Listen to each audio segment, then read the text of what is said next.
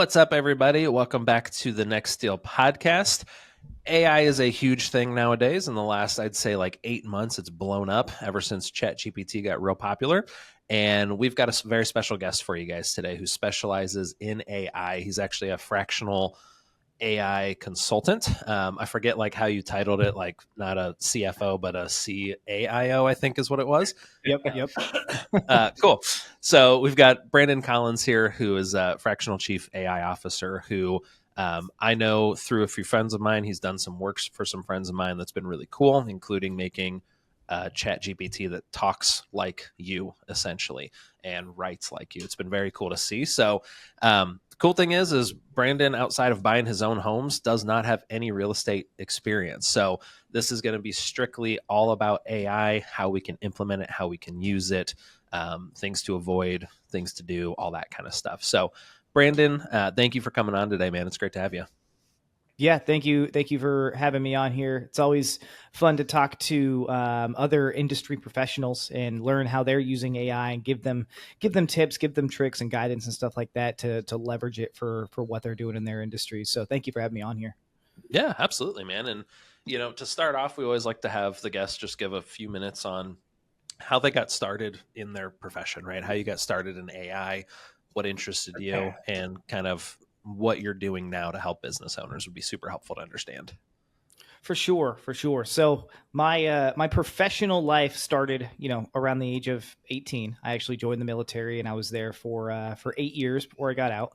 After I got out of the military, I went into entrepreneurship, and the first successful business that I had, because believe it or not, I did try real estate. I think I got my license, and I don't know if it was the firm I was with or whatever, but it just, I was young and it wasn't the right thing for me at the time. Tried insurance, tried some MLMs, and eventually I landed on a company that was, in the middle of the pandemic, called it iDrip Therapy, and it turned into the largest mobile IV therapy business in the country within 2.5 years. Oh, wow.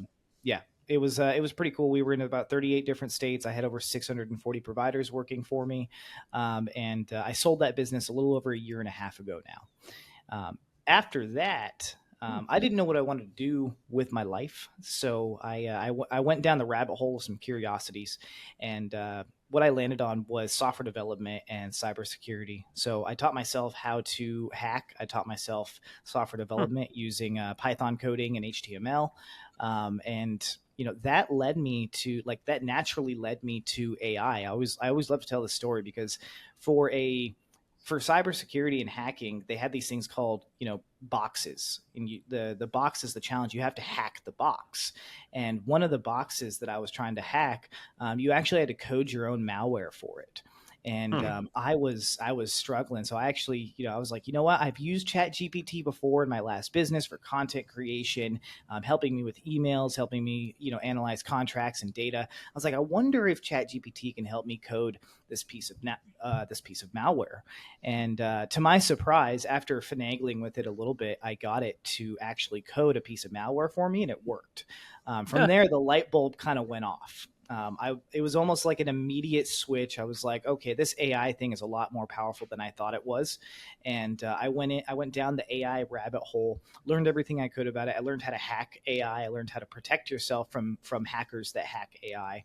And then I learned, the basics and the advance of AI development. So now what I do is I develop AI for people. I consult on AI for people. I've got tons of software that I use to help people.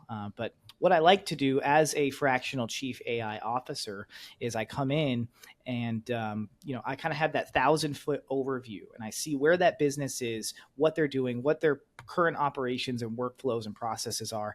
And then that's where I decide, okay, hey, you can put AI right here. You can put automations right here. You can work up to this here. And I really create an AI and automation strategy for them, as opposed to just saying, hey, here's some prompts, here's some software that you can use, and kind of, doing that shotgun blast and hoping something works with my clients. I like to be a little bit more strategic and surgical about it. Yeah, that's cool.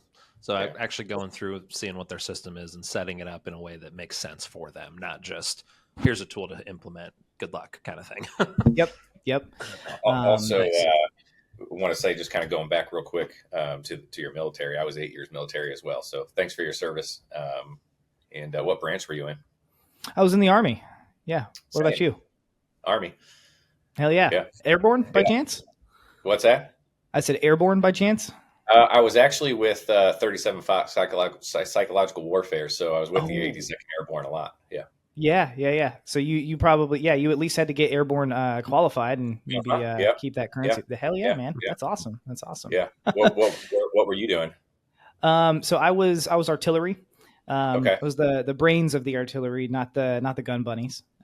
So we throw the gun out of the plane and jump out after it, put it in operation, and blow shit up. Sweet, dude. Yeah. Were you out of Fort Knox? Was that where your training was? No, the training for us for the artillery part of it was Oklahoma, but I was actually in the 82nd as well. Perfect. Okay, so we were probably at Bragg at some point, maybe. I don't know. Justin's like, military guys just having convo over here.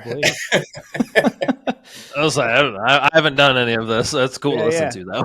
Small world, small world, man. I just had to throw it out there, man. And but I did the 6 years and then 2 years inactive. Ready reserve is basically what it was. So total of 8. But Gotcha. Yeah, I did. I think I did 5.5. 2005 in Iraq. Oh wow. Okay. Yeah. So you were in a lot earlier than I was. Okay. So, no, that's great, man. That's great. Thank you for your service. I appreciate it. Yeah. Cool. Both of you guys. Thank you. That's super cool. Yeah. Anytime we have a guest on that has any military background, Vinny always brings it up, always talks about it. It's always super fascinating. Hell yeah. Hell yeah. I got lots of stories for sure.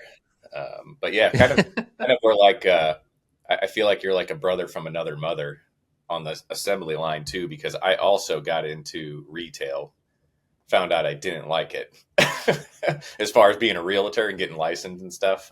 So just kind of resonating with you on that as well. Awesome. Yeah, man. I don't know. I couldn't do it on the retail side. It was lots of cold calling, lots of door knocking, and very little guidance from my upline. Great people, but just not. I feel like once I got licensed, it was like, okay, you're on your own, have fun. And it was like I didn't have any business experience at the time. I didn't know the ins and outs of marketing. I didn't. All I knew was that I just needed to talk to people and try to get my name out there. But I didn't really have any guidance other than that. That's awesome. Yeah. I've heard that story a lot with a lot of agents that we've talked to over the years. I want to just to kind of get started on this AI stuff. There's so much out there right now, and it seems like there's a couple main AI platforms that everything is built off of. So this is something I see in real estate investing all the time now, is just everybody wants to implement AI into their business. A lot of people that I've talked to will start it and abandon it very quickly and not be consistent with it, where like for me in our businesses here, the way I utilize it is I use it for complex spreadsheets, formulas, data analysis, stuff that takes a lot to think through, like looking for patterns and stuff like that in business trends and stuff like that. But not a lot of it's automated, right? A lot of it I'm just using Chat GPT or something like that to kind of go in and ask these questions and find what I'm looking for. So I'm kind of curious, like when you go into a company, what's like the first thing you talk to people about with AI, or kind of, is there a good starting point of where somebody should say like, hey, we've got this operation. Is there a specific starting point where you would recommend kind of implementing or looking into it? Yeah. It starts with a question or two questions, actually.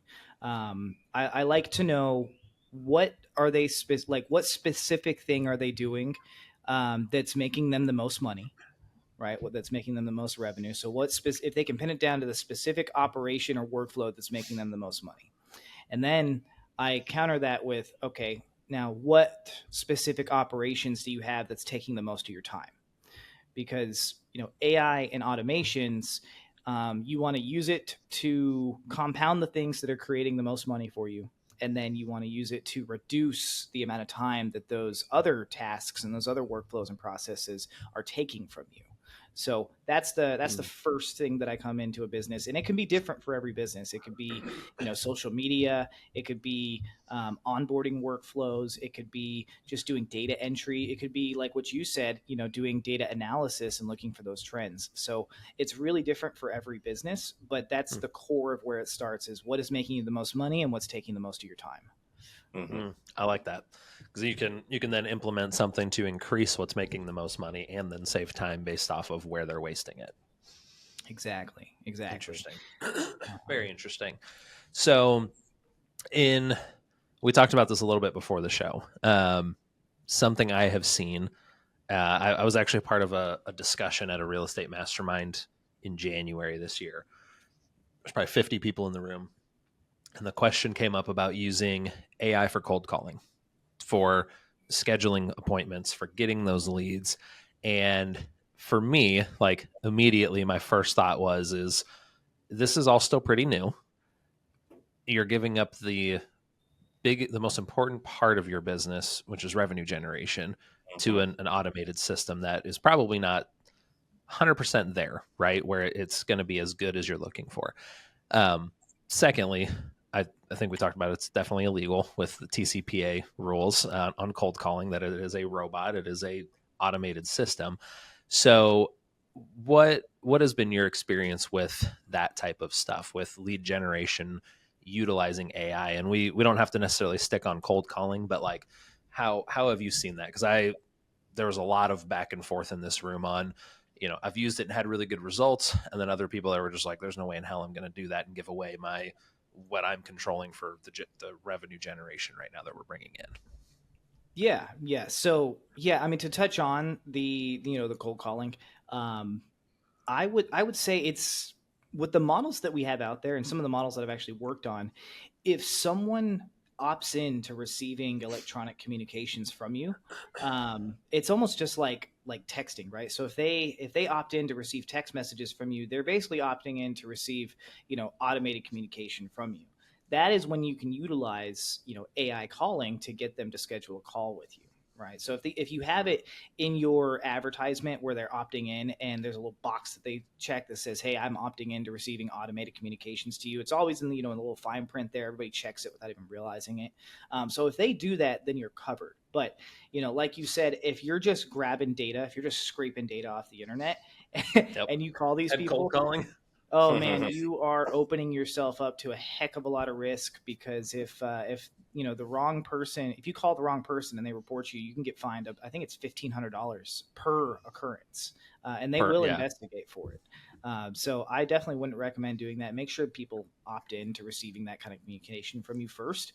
But to answer your question, it is kind of hit or miss, and I think that when you are doing that cold outreach and you're using some kind of automated means to do it, like AI, there's a lot of other factors in place, because there's a lot of softwares and there's a lot of things out there that you can use. There's a lot of AIs that you can use that are very, very effective, but there are, it's just a tool, and it's a very small part of what should be an entire operation. And I call it your brand. If your brand isn't out there and you're just like, "Hey, I'm just getting started in real estate, Justin Dosey," you're going to be cold calling people. And, before anybody even thinks to do any kind of business with you, they're going to look you up. And if you don't have a brand, if you don't have a presence, if you don't have all this other stuff that says you're the guy, then maybe you got them on the phone, and maybe, they got a little bit of interest. But as soon as they do some due diligence, which especially in the real estate world, people are going to do their due diligence, you're going to lose them right there. So I love that a non-real estate professional said that, because we preach that to our clients all the time. Like, you need to have an established brand online, because the first thing somebody's going to do when they get a piece of mail is they're going to look you up. First thing they're going to do. So sorry, I didn't mean to interrupt you, but that is, it's nice hearing that from people outside of the real estate space as well. So that's awesome. Dude, I get that all the time at Call Porter, when people are like, when I say, "Hey, how are we going to answer the phone for you?" And they're like, "Just don't answer, it's my business. So let's just say such and such's office." And I'm like, it's kind of sketch. Like, you don't even want people to know your business name, or where, you're doing something you probably shouldn't be doing. Yeah. And they're like, "Well, if something goes amiss, we'll just change the DBA." And I'm like, oh my gosh. Wow.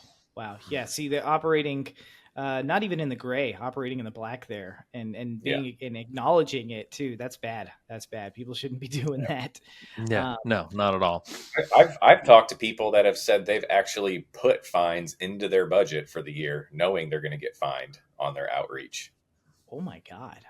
Well, I mean, I guess if the shoe fits and it works and they're budgeting for it and they're still making money, I mean, good for them. But that's not the way I would want to operate. Not me either. It's totally sketch. Yeah. No, no, I know there's a couple people I've talked to that have done that same thing, and it's like, so I also know somebody on the other side who, not in real estate, had a class action lawsuit against them, like in the mid 2000s, for cold calling to the tune of like $20 million. Like, Holy that's real crap. hard to build into a budget, and it was because of the volume and scale of cold calling they were doing. So it's like, to like Brandon said, like, you're liable for each instance of you calling. So if someone you get somebody with dog with a bone, essentially, that's not going to let this go, and you're doing a shit ton of cold calling out there, like that's how stuff gets built into that. And I know this guy personally who was involved in that lawsuit, and he's like, yeah, I'll never cold call again. He's like, I don't care how much I built into my budget, I'm never cold calling again. Oof. Was this car warranties? No, real estate. Oh, really? No. So he's real estate now. They were doing like satellite sales, like satellite dish TV service sales. Gotcha. I don't know. I don't remember which brand it was with, but they were like a third party contractor or something to do calling. But yeah, Matt, I don't want to have to deal with that. So sorry, Brandon. No, continue. you're good. You're good. What I would also say is that there's AI out there that can utilize like social media platforms, and that is kind of a gray area, but it's a lot more forgiving than cold calling. Like, I know of AI that can go on LinkedIn and reach out to people, and then when they respond to you, it continues the conversation until they book a call with you or until they opt in or whatever you set up your marketing goal as. Same thing for Facebook. You can set up your AI to use your personal profile, not just your business page, but your personal profile to DM people that you believe to be your target clients. And when they respond, it continues that conversation until they reach whatever marketing goal you want it to be, which is typically booking a call, but it can be, opting into a web page, visiting your website, that kind of stuff. So there are tools out there that I think are very, very effective. And on that Facebook one that I talked about, I personally use that one. And it's amazing if you use it correctly. But again, like I said before, I already have an established brand as, hey, I'm the AI guy, and I help people with AI. I develop AI. I help them use AI in their business. So when when I'm cold DMing some random person in a group, yeah, of course they're going to look me up. They're going to look at my profile. They're going to look at the links that I have, and then they're going to be like, okay, yeah, this guy is actually a real person, and he's actually trying to have a connection with me. And I have the AI set so that it sounds just like me. It doesn't sound like an AI. Yeah, I was gonna say you used it on me. I remember, because it even said in there like, this is what I do. Here's the system. Oh, and by the way, this is AI. Try and talk back to it. So like, I knew right off the bat. I was like, oh, this is kind of cool. Let's see how the conversation goes. And now we're doing a podcast together. But yeah. Super fascinating. Yeah. So, and I tried to use. I actually tried that, and believe it or not, having the actually saying like, hey, this is an AI, I would love for you to talk back to it. Being an AI developer, that helped me a lot. I don't know how that would help somebody in the real estate business if you come right out and say, hey, this is an AI. But for me, since that's kind of my whole persona is AI, it definitely helped me out. So something to chew on there. If you are going to use AI, it may or may not work. You might want to do some A and B testing, telling people it's an AI and then not telling people it's an AI. Yeah. Okay. So very cool. Vinny, did you have a question? No, I was just saying, you remember what earlier, I think it was maybe late last year or early this year, I tried to implement video AI for after I got off a call with someone. I would basically just like put in a stock video recording saying, hey, so-and-so, it was great talking to you, save my contact information, but it changes the name in the video AI, right? The problem I had with it in concept and theory is great because it's just like a click of a button and the video can go, to the person. But when the name changed and tried to personalize, it almost looked like there was a glitch in the video for a second, or it stalled out. And my mouth kind of looked weird. So I try. Look like I an try overdub. What's that? Does it look like an overdub? Kind of, yeah, kind of, and it just like my mouth is like, so it just kind of looked like it glitched out a little bit. But I love the concept, and maybe Brandon, of other platforms out there that are really good for that have good reviews and recommendations and things like that. Because I would love something like that just to shoot to somebody really easy that's personalized, but it's a video. Yeah. There's ones out there that are far better than they were earlier this year and definitely last year. Especially with the advent of Chat GPT 4.0. A lot of companies are starting to use GPT 4.0 now, which if you used GPT 3, 3.5, and GPT 4, right, and there's this massive difference between 3.5 and 4. Well, that same caliber of difference is the difference between GPT 4 and GPT 4.0. 4.0 is just so much better. 4.0, if you use the vision part of it on a video call, it can actually read your facial expressions and factor that into its computing. It can recognize the fluctuations in the tone of your voice, so it can determine, almost some emotion there as well. So GPT 4.0 is a lot better for that kind of thing. I don't think we are too far off from AI video salespeople that you can't tell the difference between a real person and them. So to answer your question, I do believe that there, and I think I've seen ads for them because I get all kinds of AI ads all the time on my feed. I think there are ones out there that can do exactly what you're talking about, and it's a lot better than it was, 6 months ago or 8 to 12 months ago. So I would say, if you want to revisit that with me, I can do some research and see if we can find a good platform for it. Yeah, that'd be cool. I definitely know that video and voice and things like that's getting crazy. There's a whole Instagram page of Joe Rogan that's not Joe Rogan. I heard, he's even talked about that's not me. He's like, it's crazy. It's me, but it's my voice, but I've never said those words. I've never said anything. Weird. Yeah.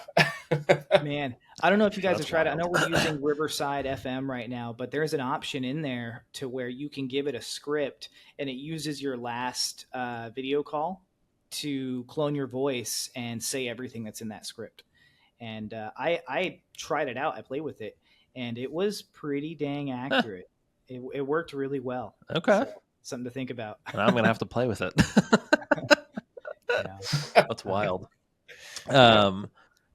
So I'm kind of curious, where you could see this being used in real estate investing, right? If that's who our average client is, average person that we're working with. What are some good applications that you could see this being used for in a real estate investing business? Well, my first question, so that I don't go down the wrong rabbit hole, would be, do you guys utilize the MLS a lot? For most of the times it's to run comps. Yeah. Just to run comps. I was going to say run comps, and I have a realtor buddy that does that for me. Okay. Yeah, because I was going to say for the MLS, I know of quite a few different AIs that, you could probably just use Chat GPT 4.0, give it all the information about the house, and it could spit out the best MLS listing that you could possibly imagine, with the best copy, the best keywords, and everything else like that. So that would be one way that I would do it if you are posting your properties onto the MLS is we could create a form where you plug in all the information about the house, and it uses all that information to spit out an MLS listing so that you can just go ahead and copy and paste, or we could take it a step further and zap it right into the MLS form, and you wouldn't have to do anything besides fill out that form. So you could almost use it as a big thing real estate investors have to deal with is dispoing their deals, selling their deals after they get it under contract, writing them. And most of it's done through email, Facebook, texts, whatever it is. So you could almost use that exact same idea and say, hey, here's the property, here's the asking price, here's the pictures, build me a good copy and everything to help move this property. You could do that exact same thing. Cool. Exactly. And if you had the data of the area that's around it, I would almost venture to say that you could plug that data or give that data to Chat GPT, and it could come up with a sales strategy for you.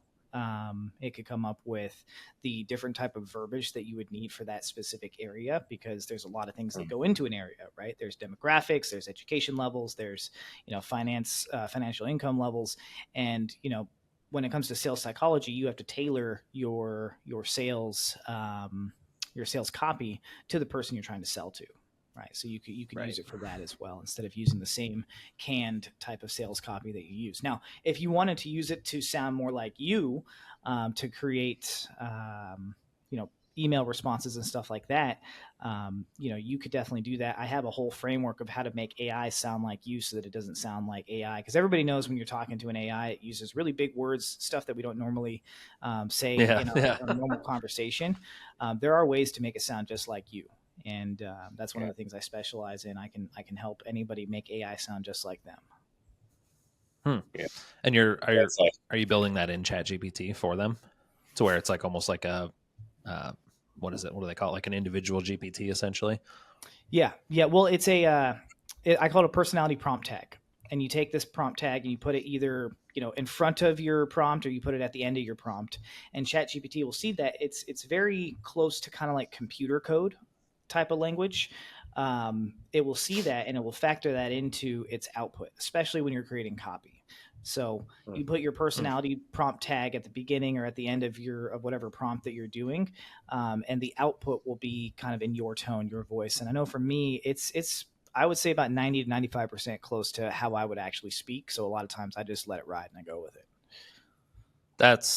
I like that, because I've noticed this, and I'm sure you guys have too, but like I'll see content on Facebook or Instagram or whatever where I can immediately tell it's written by AI. Like the second I see it, like starts with an emoji, ends with an emoji, has 19 emojis in between it usually.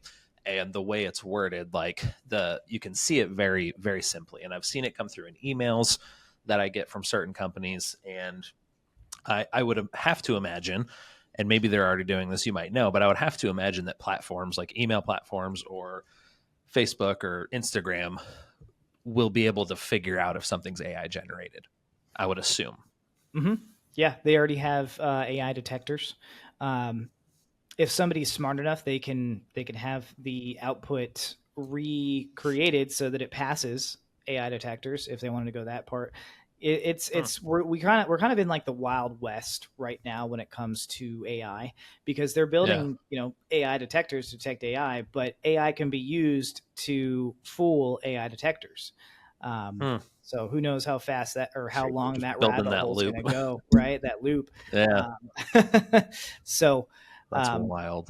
But yeah, I mean, a lot of times they're if somebody copy and pastes something directly from ChatGPT, there's like coding symbols in there that they don't think to remove, like things like asterisks, things like hashtags. Yeah.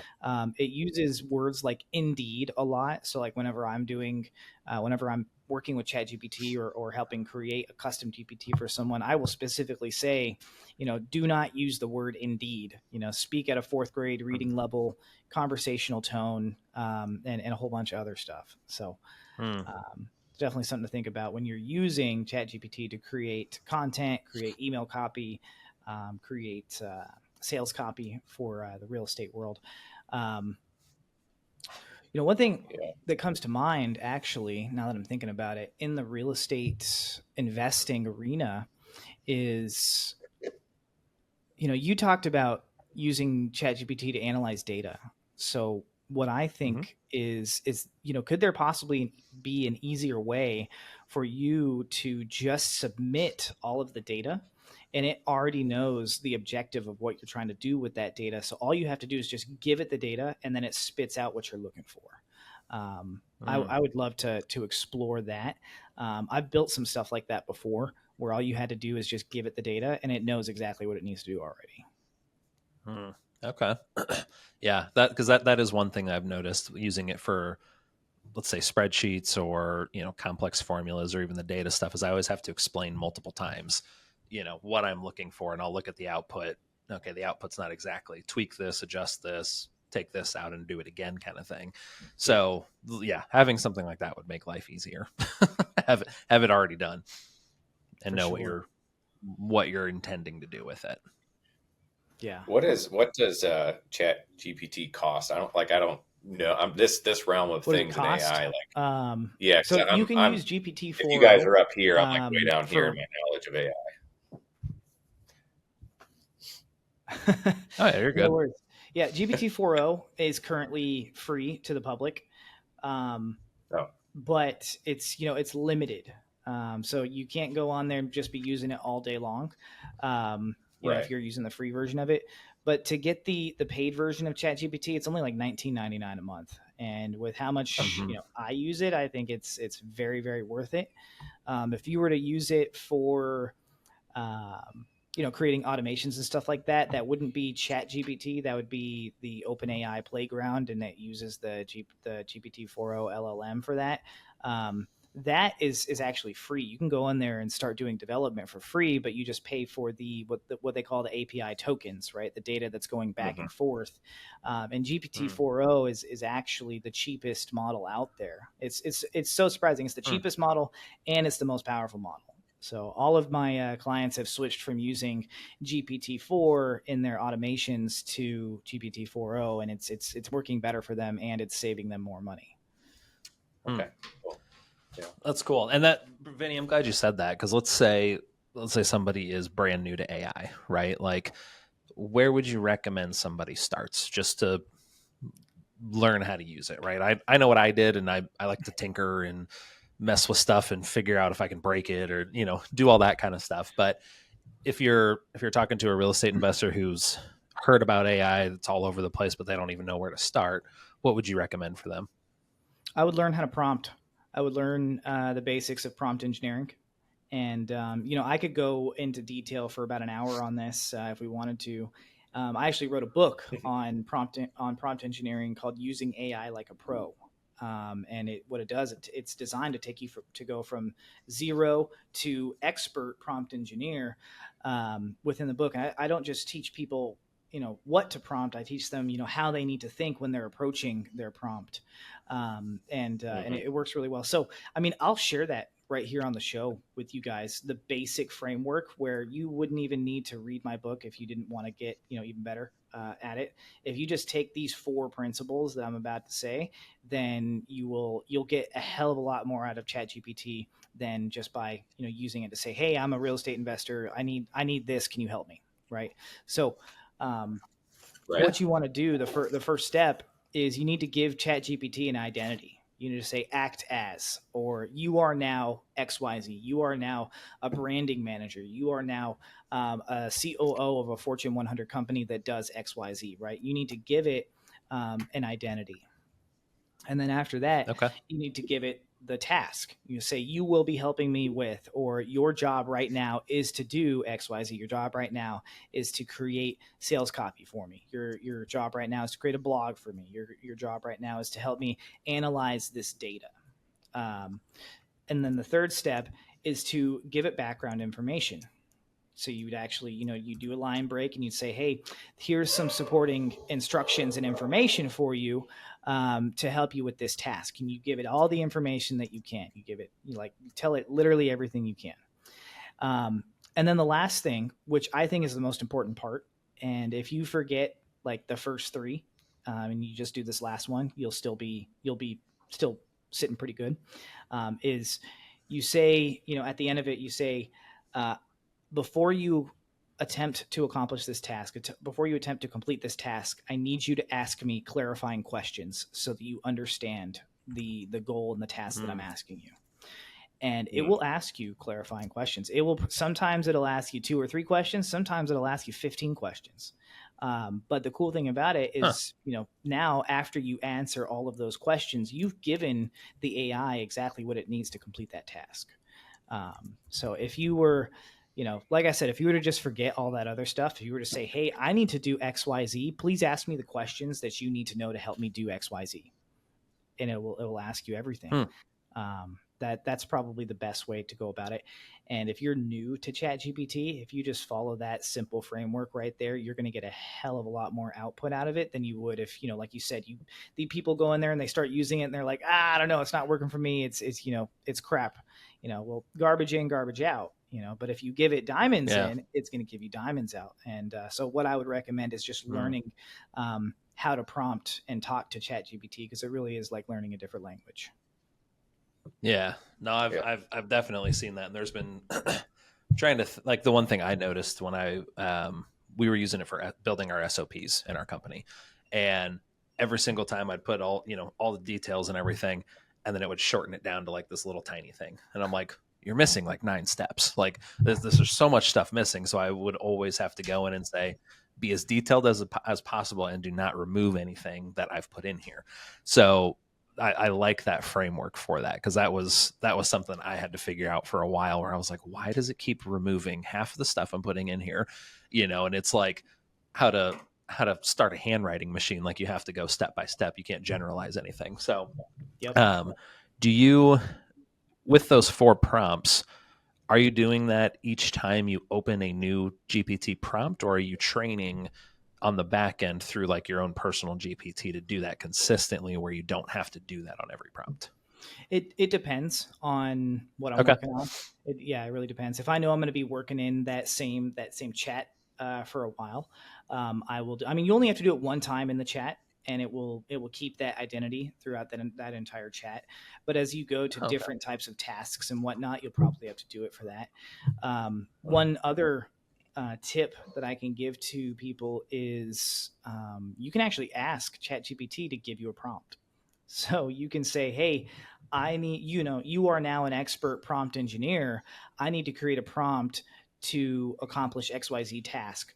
Please give me a prompt that satisfies this. And then you can take you're that prompt. asking it to tell you what it needs, basically. Yeah. And you can take that prompt, open up a new chat, copy and paste it right in, click enter, and 9 times out of 10, it's going to be a heck of a lot. It's going to be amazing. And I do that quite a bit, actually. I will take what it gives me and I'll make edits based on what I think is going to work better. Sometimes, it gets the answers right like 90% of the time, but like it does 90% of the work for me so that I can just make tweaks and then it goes from there. Super interesting. Yeah. Have you found I'm just trying to think of other ways like investors could use AI.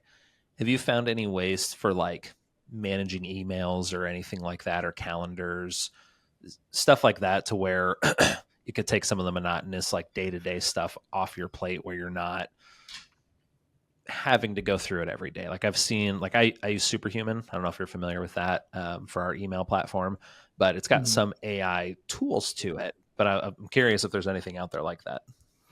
So yes, there is. There's some that are native to the email platform, and then there's some that you can connect to the email platform.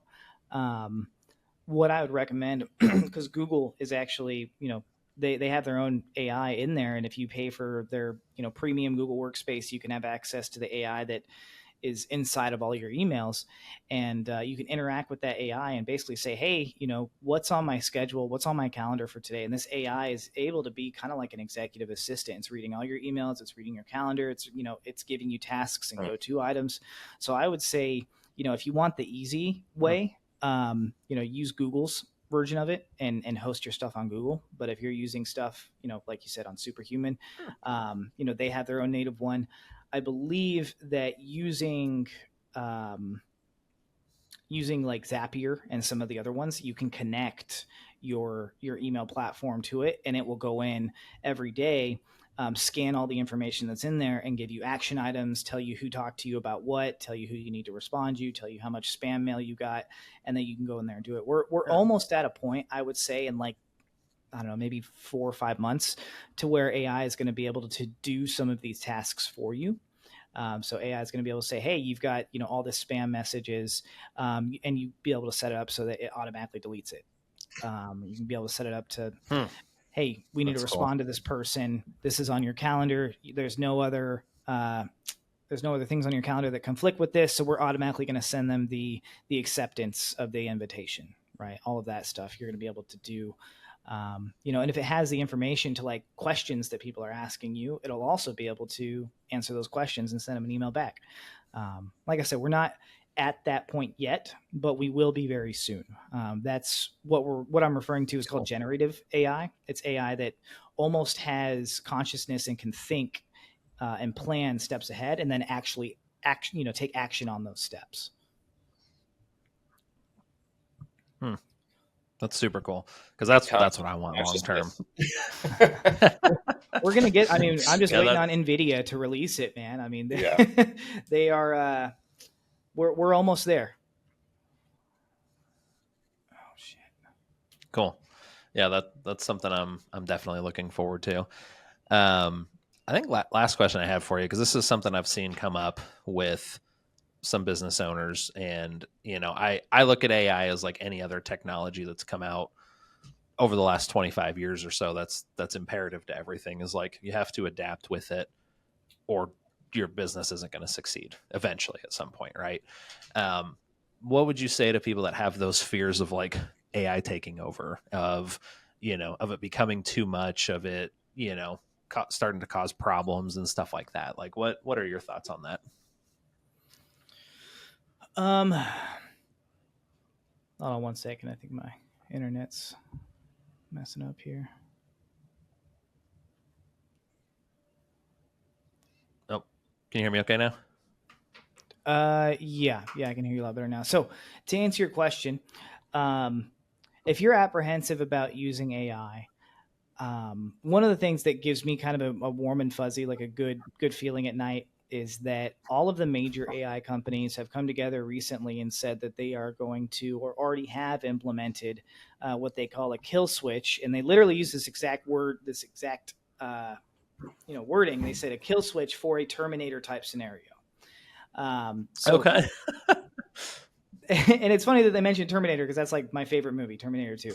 But yeah, they've come together and they've said that they are going to, or already have implemented, a kill switch for a Terminator type scenario.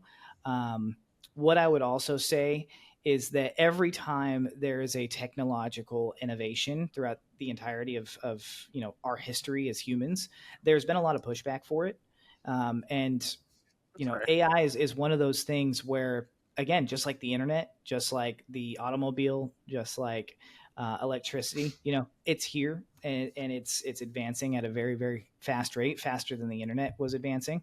And the faster you learn it, a lot of the apprehension comes from just not knowing, comes from not being educated about it. So what I would say is just take that step to become educated about AI, the things that it can do for your business, what it's doing for other people's businesses, and how easy it can make your life. And try not to think about, whether or not it can, it's going to create, make all your electronics self-aware and start to attack you like Transformers. It's not going to be able to do that, and to going down that rabbit hole, people have actually asked AI how it would take over the world, and it would not do it in a Terminator-like manner. It would probably do it by destabilizing our economy, and that's something that we wouldn't be able to have any control over if that happened. But it's not going to directly attack you like what a lot of people fear that it's going to do. yeah, like iRobot 100%. Movies, Good old iRobot. Yep. I know that AI in the medical field has been super helpful. Just, I've been reading about this, where doctors, instead of doing their research and having to figure out like old, ways of doing things, and hey, here's what worked here and here's what didn't work, that AI is able to generate, ways of doing things for doctors much more quickly than having a research team go out there and try to find it, on a case-by-case basis kind of thing. So I think that's pretty cool. Obviously the developments we have in our vehicles right now, like my car is, it's not a Tesla or anything like that, but it's definitely self-aware when cars are near me. If a car were to stop suddenly in front of me, it's going to stop. The navigation telling me the quickest route. It knows when a car accident's, down the road because it's been, given to Google Maps or whatever, and it reroutes you. Like all that kind of stuff has been super helpful. And I think a lot of people forget about the things that AI has done for us to make our day easier, and instead of just thinking about the worst case scenario stuff. Right. Yeah, no, I'm glad. I like it that you brought up the medical thing. Like, I think there's going to be so many medical advances in the next 10 years that like Yeah. we don't even know, just because of the computing power of AI that would take people so much longer to do. Yeah. I don't know if you ever used to watch House back in the day. Do you remember that show, House? Yeah. Of course. Yeah. So House was basically, right, there was some sort of medical anomaly they couldn't figure out, so they had a research team, right, every episode try to figure out how to help this person. And so now AI is really helping the research teams find it like so quick, rather than having to go through all these volumes and magazines and articles and all kinds of things about, in journals. The AI can just find it quickly. Yeah. I mean, I don't know if we're already there. I'm not spun up on how it's being used in, that in depth in the medical industry. But what I imagine, and it's definitely possible with AI, is being able to take somebody's entire medical footprint, right? Being able to say, hey, here's all the x-rays, here's all the MRIs, here's their EKG readouts, here is, their personal, what they said. Here's their average temperature, like taking all of that data and then being able to say, okay, based on everything, right? Here's the blood test information. These are the 2 or 3 options that it probably is, right? Imagine being able to just put the data into it, and awesome. Then you almost automatically. Obviously, a human's going to be there to say, okay, let's validate this information, because AI can hallucinate, and you obviously don't want to mess something up in the medical field. But being able to just at the ready, like, hey, it just analyzed all this information. It analyzed their blood test analysis, their urinalysis, fecal analysis, all their medical record information. Boom, here's what it probably is. Like, I think that's remarkable. I see it saving a lot of lives here soon because of that. If it's not already. Yeah, my whole thought on it too is like, I can only imagine how many diseases they'll figure out cures for by just the data analysis side of it, and looking through, like Vinny said, volumes of stuff and computing stuff way faster and running scenarios than a team of people could do. So super cool. I'm excited for it personally. I have one last question for me. So when like AI generates images or logos or branding or an article, I've heard, people saying like it's taking, artist renditions of something and using it. Like, who owns that stuff? Like when AI generates a logo for you, or, you know what I'm saying? Because I just heard people like, there was this recent like thing on Instagram where people were posting, AI generated images of themselves as like superheroes, and someone from Lord of the Rings, or you remember that little phase I was going through. So who owns that technically? Is it you? Yeah, I mean, the person, you were the one that created the prompt to create that image, right? It's no different than the evolution of graphic design, right? Before Adobe, Photoshop was created, people had to write everything, right? They had to create their artwork using a pencil, pen, paintbrush, so on and so forth, right? The same argument could be said for like, oh, you just created this using a computer. You didn't create this. The computer did. Right. It's like, well, no, but you put the information in there. You use the keystrokes and the mouse to create that. It's no different than typing in a prompt to create that image, right? It's just, it's on a different level. Now, what I would say again, because there's been quite a bit of controversy around copyright, and my argument to it is, how many artists these days, how many film writers, how many script writers, but artists in particular, how many of them have been inspired by other artists in the past, and they base their music style around that artist from the past? Well, is that technically copyright? No, it's not. And unless you're directly like copying the exact notes, the exact words and so forth, that's obviously not copyright. AI AI scanned the entire internet. And when you ask it to create something for you, especially art, it's using its inspiration from the entire internet that it scanned to be able to create that piece of art. So in my opinion, it's no different than a human saying, hey, I'm inspired by this person's work. I'm going to make mine kind of off that same style. And unless I'm actually using that person's image, unless I'm actually using, their words, their logos, their marks and stuff like that, it's an original image. So, and I know that's not what like artists and songwriters and, and graphic designers want to hear, but unfortunately it's the truth. And that's where I stand on it anyway. Yeah, that's cool. No, I like that. Yeah. Awesome. Well, thanks for coming on today, Brandon. I want to give you the chance to just kind of let people know how to reach out to you, how to find your book. If they want to work with you or hire you to come into their company and help out with some of this stuff, what's the best way for people to do that? Absolutely. So my website is brandonaiconsultant.com, right? That's the best way to reach out to me and schedule a call. There's, tons of buttons on there to schedule a call with me. Facebook.com/TheRealBrandonCollins. Same thing for Instagram if you want to reach out to me there. LinkedIn, B Collins 90 is actually the URL to get to me on LinkedIn. And then my book is usingAIlikeapro.com. You can go there, you can order it. It's an ebook, so it goes to you instantly as soon as you purchase. But I prefer, and I'm on Facebook pretty much all the time. So if you reach out to me through Facebook, shoot me a friend request or just send me a DM, I'll find it because I check my message requests and my spam probably 2 or 3 times a day. I'll definitely reach out to you there. But would love to work with anybody here that listens to this, especially in the real estate industry. I've got a lot of ideas, and I know I could help solve a lot of problems. If you want to work with me. Awesome. Yeah. Well, cool, man. I really appreciate you coming on and spending some time with us, and we'll make sure we get those links and everything uploaded with the show notes at the end and everything too, so everyone can reach you and find you. But thanks again for coming on and helping us out with this today. Yes. Thank you. Have a great rest of your day. All right. Thanks, guys. See you.